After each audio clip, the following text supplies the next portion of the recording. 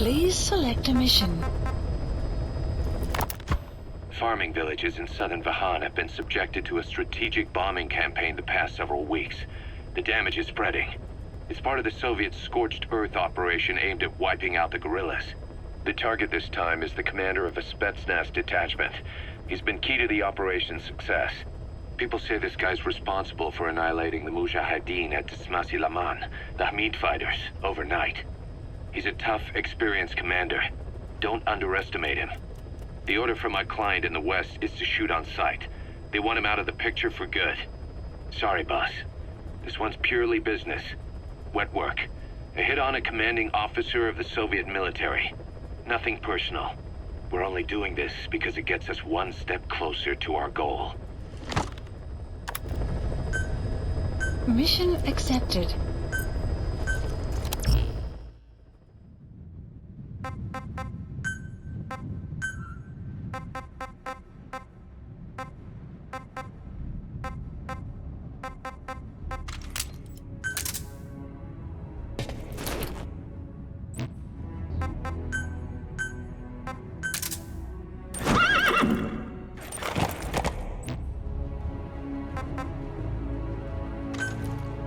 Deploying.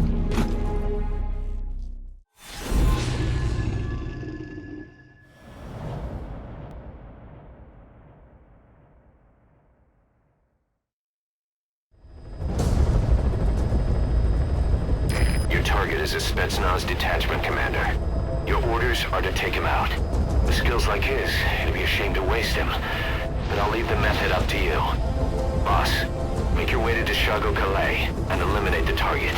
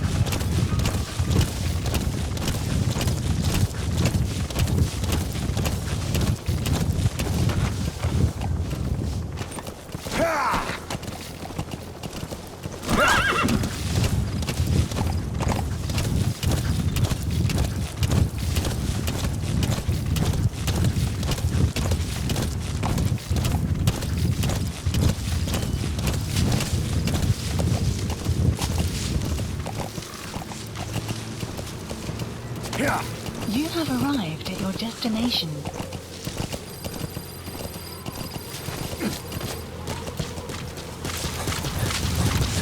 You've arrived at the objective. Your target should be somewhere in that outpost. And don't forget, he has a Spetsnaz recon detail with him. Keep your guard up. Analysis complete. Analysis complete. Analysis complete.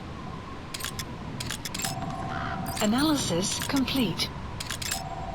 Analysis complete. Analysis complete. Analysis complete.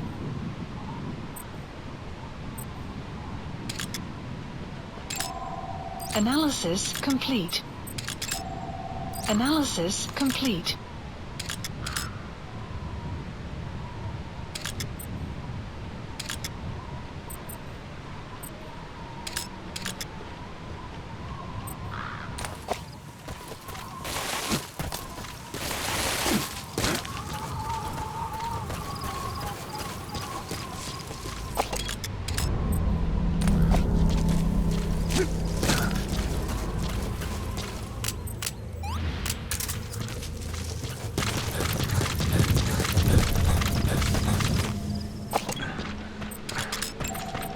Analysis complete.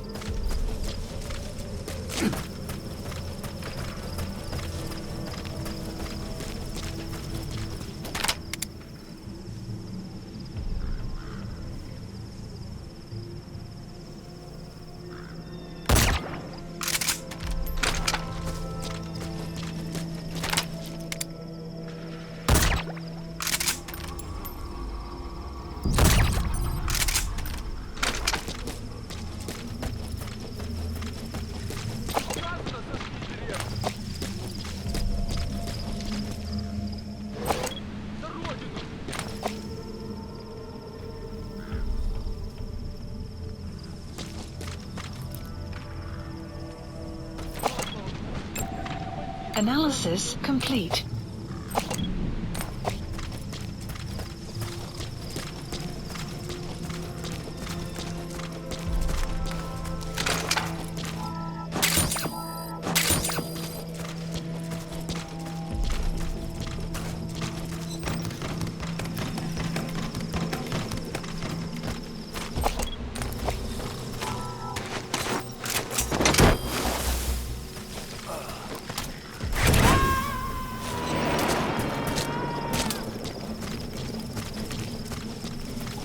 Subject on board. Leave the rest to us.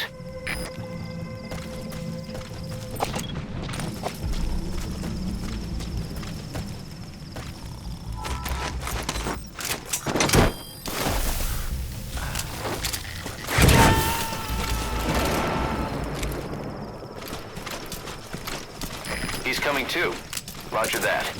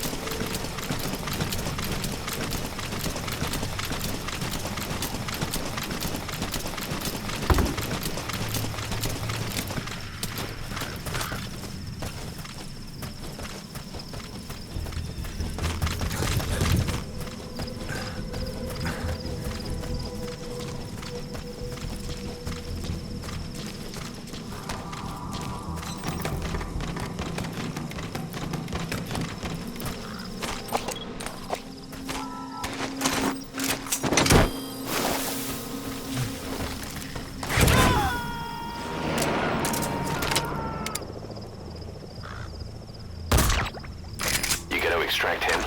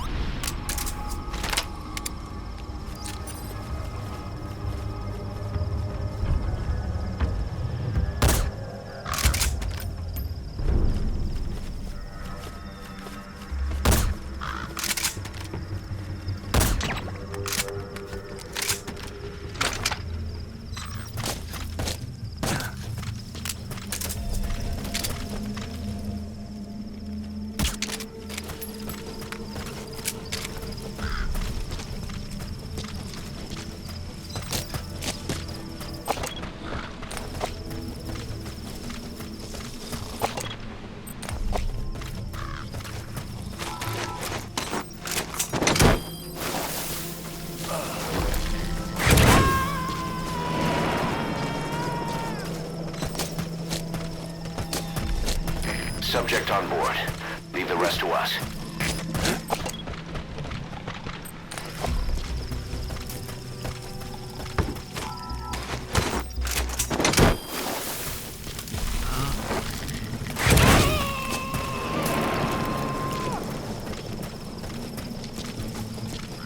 You gonna extract him? Analysis complete.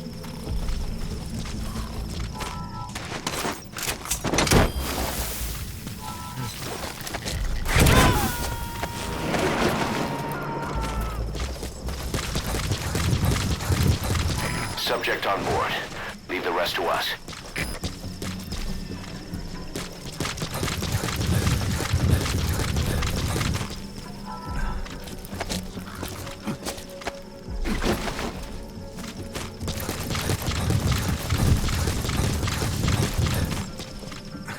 A dumpster.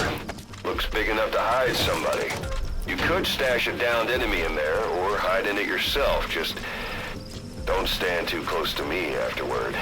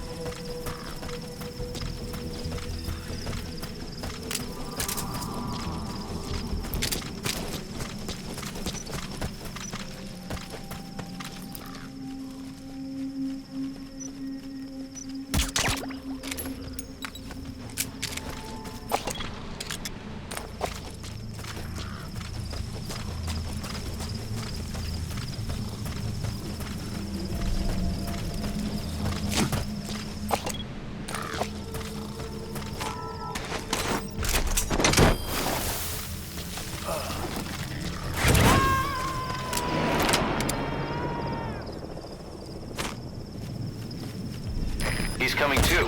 Roger that.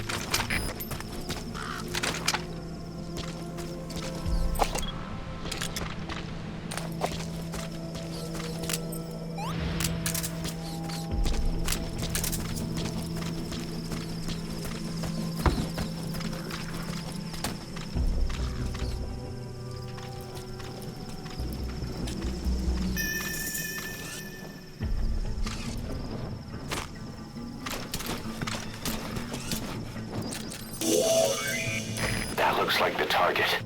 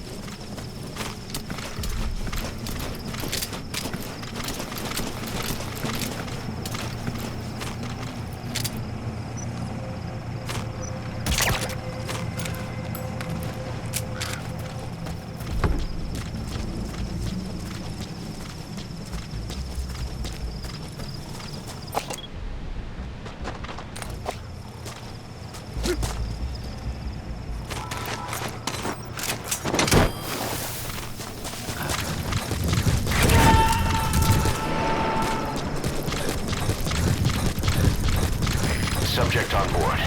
Leave the rest to us. КП, это Зой-10. Только что слышал какой-то шум. Пришел смотреть сектор. Прием! Это КП, понял. В данный момент тебе некому подстраховать. Действуй один. С особой осторожностью. Конец связи.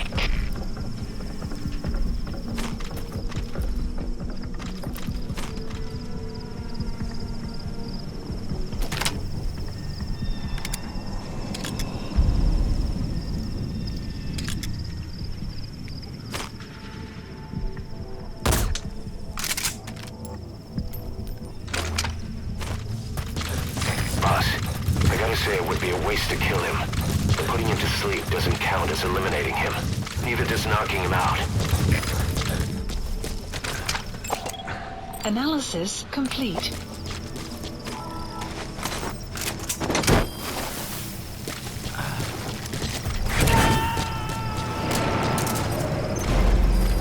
Target secured.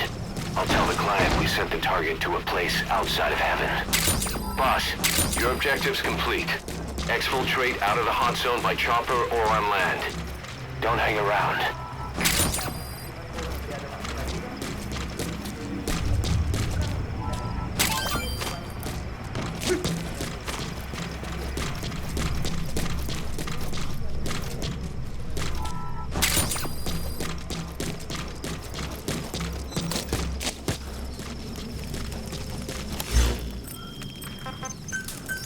Please select a landing zone.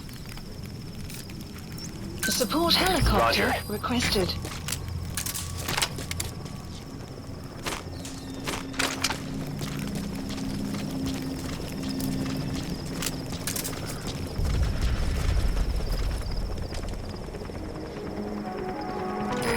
This is Pequod. Arriving shortly at LZ.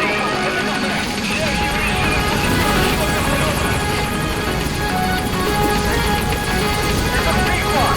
On station at LZ.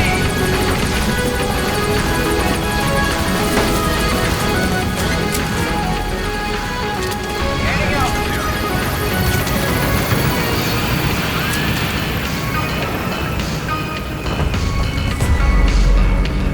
Buddy, departing area of operations. Departing.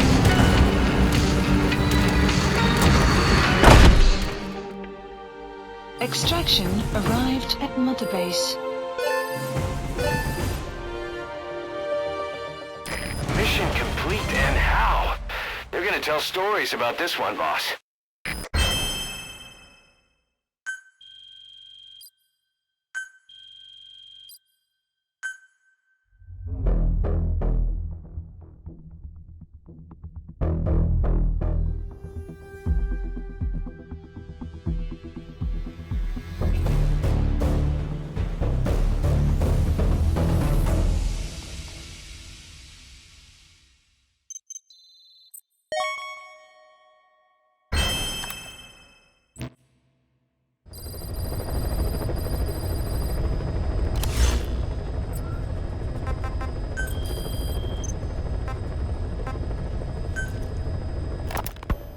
So SALT II still hasn't gone into effect. That treaty was drawn up to limit not just the size of the U.S. and Soviet Union's nuclear arsenals, but also their delivery systems. The whole deal. Just when we thought all those years of negotiations had paid off, somebody decides to invade Afghanistan. The timing couldn't have been worse. The president was in the middle of the SALT II talks back then. You mean while you were busy trying to stop Peace Walker? I heard. President Ford was meeting with the General Secretary in Vladivostok. In his absence, the political brass in America detected what they didn't realize was false nuclear launch data from Peace Walker, and were on the verge of ordering a retaliatory nuclear strike. Coleman's big idea? Humans are incapable of destroying themselves. Turns out he never knew what humans are capable of. If that AI, the boss, hadn't found a way to stop the fake data transmission, they probably would have gone ahead with the launch. Deterrence was revealed as the pipe dream it was. All thanks to you. And her. The U.S.-Soviet talks looked set to fall through. What happened in Nicaragua no doubt helped trigger a change of heart. But in the end, the time's to find the politics.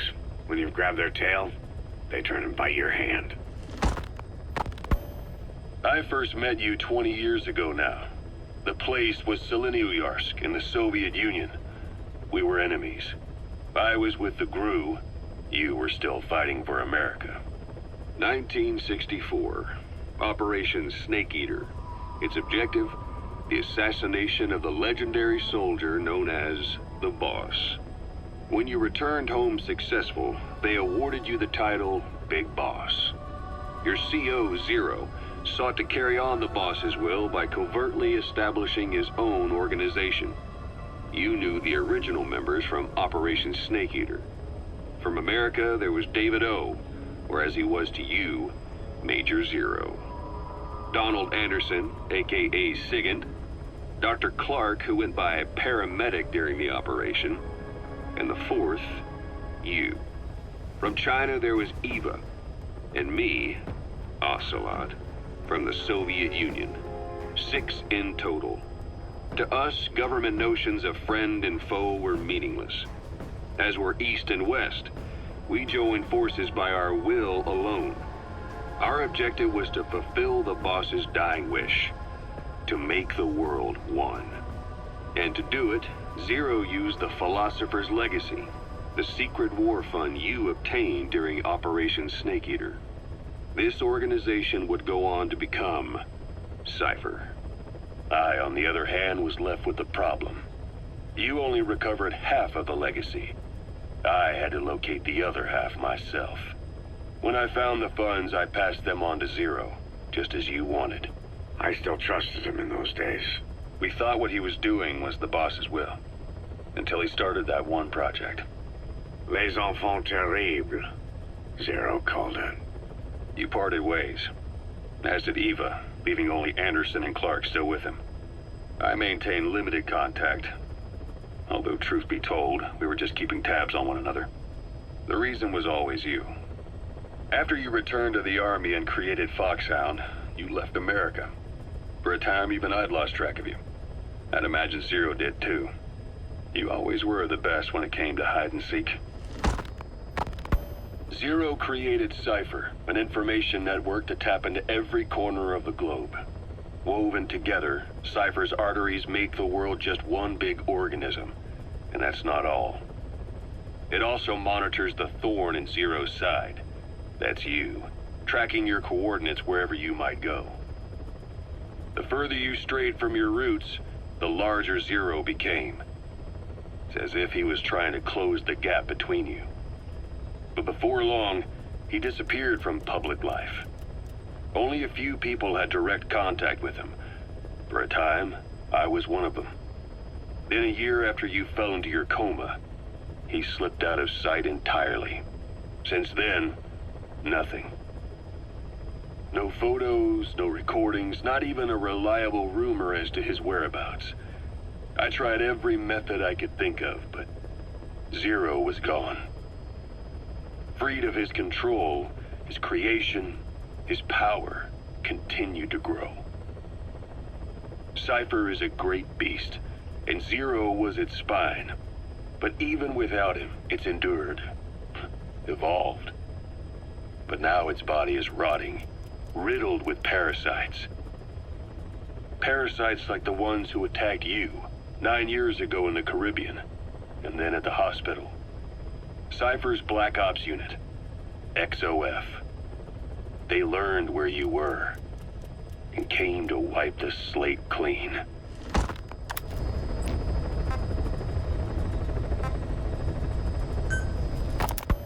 This war, the Kremlin never expected to have this much trouble against the Mujahideen. Afghanistan is a tribal society. Tradition demands that its people stand up to any outsiders who set foot on their land. With the honor of their people at stake, they have everything to fight for. No matter how hard the Soviets hit them, they continue to appear out of nowhere, striking back, then vanishing again. But there's one thing even the Mujahideen fear. Every last one of them. The Soviet gunships. They're highly maneuverable and equipped with massive firepower. Plus, the underside of the fuselage is heavily armored. The Mujahideen can barely scratch them with their small arms.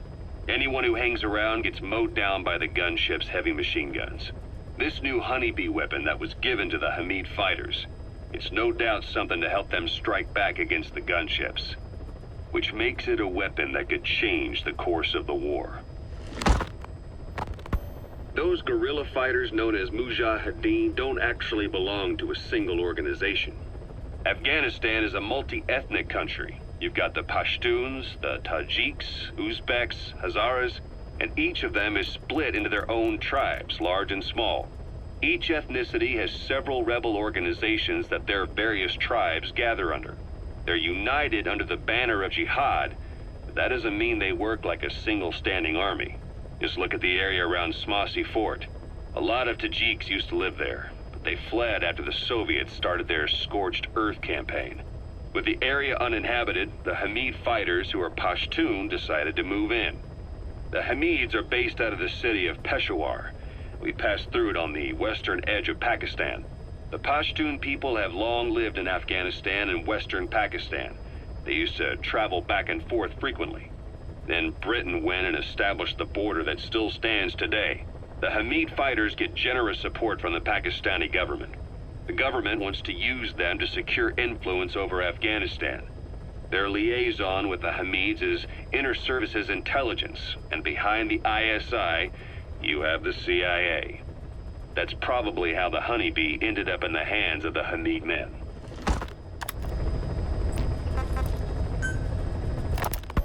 Kaz, what about the unit that attacked us in the mist? You knew something about them. That wasn't my first run-in with them. It happened right before I was captured by the Soviets.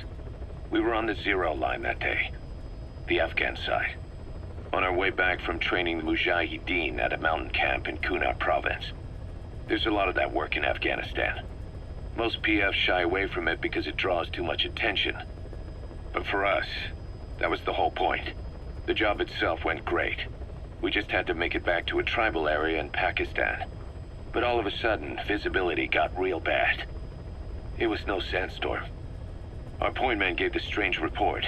He said he could see skulls in the mist. Skulls. The next moment, he went silent. We scrambled into formation, right before his arms and legs came raining down on us. It was always supposed to be a dangerous mission, so I had Diamond Dog's very best with me. We were calling out to each other. But one by one, the voices just went dead. Whatever happened to me, I lost consciousness before I knew it. When I came to, I was in a Soviet camp, tied to an interrogation chair. Could they be some new Spetsnaz unit? No. The ones that interrogated me were just the average rank and file. Whatever group attacked us, the way they moved was just insane. And that mist, appearing out of nowhere. The Soviets don't have tech like that. If they did, Ocelot would have heard about it. I doubt the West does either. Otherwise, the folks at Langley would be sleeping a lot easier. Why'd they come after you? Wish I knew. I'm the only one who survived. Though I don't think they planned it that way. If I was their target, they wouldn't have just handed me over to the 40th Army. Whatever the case, we need to watch our step until we know who they really are. And boss, if you ever do run into them again, don't try to take them on. You just get the hell out of there. When I first started dealing with Zero, with Cypher, it was a somewhat parasitic relationship. Though, a mutually beneficial one. Cypher had no army of their own, so they wanted us. They wanted our strength. They approached me as a potential business partner. But they had other motives. Cypher coaxed us into Central America, into that US-Soviet proxy war, to fuel Mother Base's growth. Once we were big enough, they'd force us to join them. That was the plan. That's why they had Paz, still Zeke. Right. And if we refused, she would use Zeke to fire a nuke from Mother Base. The world would consider us a liability, and countries would unite to destroy us. We stopped the launch. And yet they still took us down. Through that fake inspection they orchestrated to cover up their sabotage. That power Cypher wanted. We don't have it anymore. So why are they still after you? Is it just the fear of leaving you alive? I don't know. Was Zero really... All I know is the man I knew wouldn't want this. What do you mean? We have to consider that it might not be Zero we're dealing with. We know virtually nothing about Cypher anymore. How big they've gotten, what they want, or even who they really are. The new Mother Base started out as a test drilling rig operated by a mineral resources supplier, but their project fell through. The Seychelles government was happy to hand the place over to us. It was just scrap on stilts. So with a few dummy construction companies set up as fronts, we started renovating the half-finished rig. From the outside, it looked like the project was back on rails. Kaz, you... What? I see what you're doing. Recreating the Mother Base we had 9 years ago. Only this time. That's right. The Mother Base Cypher thought they destroyed will return from the grave to kill them. We'll prove to the world that we were the victors. And if we lose again? They can't fool us the same way twice. Now our enemies are in plain sight. And when our organization gets too big, we split it across companies. Any company that draws attention gets liquidated, and its capital is back-channeled into a new company. Most PFs are small-time operations anyway. And in this business, the minnows go bankrupt all the time. We've never aroused suspicion. Plus, we have Hewick. Hewick? Human Exploitation Company. It's a business specializing in intel gathering. Think of it as a civilian intelligence agency. Kaz, that's... Remember what they were trying to accomplish at the prison facility in Cuba? That gave me the idea. We dispatch moles into conflict zones around the world, and each sets up an intel network on site. Then they stay in place to give us stable points of contact when other nations intervene in the conflicts. Hewick's strength is that it has a cutout at each level. You get your job from one guy, then you hand it off to another. No one has direct access. It's a perfect black box. Hewick members also work their way into the superpowers intelligence agencies to make sure Diamond Dogs gets work. We have those countries by the balls. That's our deterrent when we need it. Networking? In the intelligence community? Sure, that's how we've grown this far. And when you go out on missions, intel from Hewick will be there to back you up. But despite all that, Cypher has its eyes on us. The only reason I'm not dead is that they needed to know where you were. Figured if you woke up, I'd go straight to you. That's why you made that ruckus at the Zero Line. Yeah, to make their own surveillance work against them. I think it took some of the heat off Cyprus. Kaz. Then I just had to wait for you to save me. And I've gotten used to waiting. Kaz. That's not all. It was a good chance to scout the market. And with the West wanting the Soviets out of Afghanistan, their agencies are bursting at the seams with funding. Boss, let's start by building up our Afghan presence. Why put Mother Base in the Seychelles? We're at the center of the world here. We're all the way out in the Indian Ocean. Come on. Lebanon, Sri Lanka, East Timor, and Africa. From here, our reach extends to conflict zones the world over, including Afghanistan, of course. So it's prime real estate for a mercenary. Exactly. Latin America isn't as close as I'd like, but we have Amanda and her people to help in that department. And besides, the Seychelles government owes us a favor. Owes us? The Seychelles has strong ties to the east, which the West wanted to shake up. It came to a head 3 years ago, in an attempted coup. It was a force of South African mercenaries, with U.S. backing behind the scenes. They were only platoon size, but South Africa is home to some heavy PFs. Too much for the Seychelles to handle. In the end, they accepted help from the Tanzanian army and quelled the coup. We set up the deal and handled on-site tactical instruction. That led to some training work for the Seychelles military. And when we put down a mutiny within their forces, well, we made a lot of people happy. They don't pay us. They just let us have a piece of their offshore territory on the promise we'll come running if something else happens. So we're bodyguards, too. It's a good setup. We can only take Mother Base so far here. We'll have to find somewhere else when this place starts getting big. Aren't you being a little hasty? Nothing hasty about it. You're back with us now. So Kaz, the ship that took us from Cyprus, it used to be a whaler. Yeah, a Japanese vessel. How was the voyage? It was... stimulating. Well, she was part of a whaling fleet up until a few years ago. Her displacement isn't anything to write home about, but she can really move. She still had plenty of life left in her, but then the work dried up. Global opposition to whaling has been mounting for years. Is that right? The push to ban it has been gaining traction for a little over a decade. Individual species came under protection as the years went on. And then 2 years ago, the IWC adopted a moratorium on commercial whaling. Several countries, including Japan, fought it to the bitter end. But eventually, most whaling companies had no choice but to throw in the towel. You ever tried whale snake? Can't say that I have. When I was a kid in Japan, practically everybody ate it. That good, huh? The country was poor in those days, and whale was cheap. International opinions changed since then. In any case, that's why we were able to get a bargain price on the ship. Of course, we did end up spending 5 times the purchase price in modifications. We had to really work to fit in all the ESM and communications gear while keeping the whaler look intact. Right now, she's going around conducting SIGINT missions. In the future, we plan to use her as a communications relay base between you and Mother Base, and also as a chopper resupply vessel. Diamond Dogs. The word diamond originally comes from the Greek adamas. It means indomitable, unyielding. Other words for the stones often mean eternal bond, fortitude, or purity. The same is true of the Star of Bethlehem flowers you laid on the boss's grave. They represent innocence, as well as chastity, yielding to no man while maintaining one's virtue. In other words, staying loyal to something.